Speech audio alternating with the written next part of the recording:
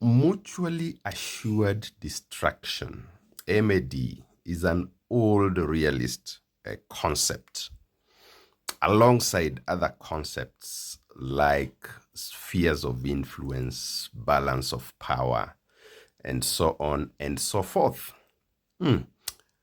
Now, last week, Donald Trump threatened China. He said that America has some weapons that no one even knows about, which is strange because if no one knows about the weapons, then Donald Trump cannot possibly know about the weapons. But that's Donald Trump for you. So, what exactly does that mean?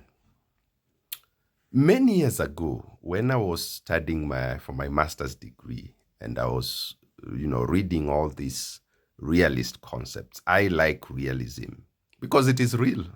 It is about power distribution in the world.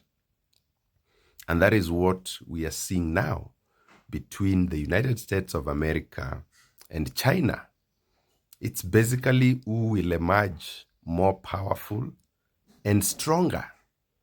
And every side has their own weapons. And we are basically also seeing a reversal to the rat race of the Cold War. That means stockpiling of weapons of mass destruction. So the question is, who will blink first? Because what appears to be a trade war is not a trade war at all. It is a war about power and the distribution of power in the world. The Chinese embarked on their de-dollarization campaign, and Washington embarked on its a campaign to convince particularly the Europeans to move away from trading with China. That is just the simple reality. American policymakers have for many years wondered whether the United States of America can be a perpetual hegemon. Okay? Many authors have talked about this. Now, they want to go against the historical record, which shows that all empires ultimately collapse. So this is the quagmire that the world today is caught up in. Americans thinking about perpetual hegemony and China rising, and you cannot stop a state from rising when it becomes powerful. That is going against the grain of history. The policymakers in Washington, D.C. know this very well.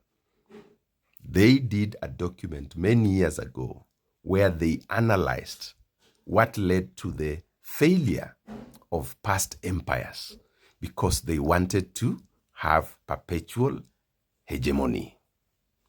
In my view, it cannot work.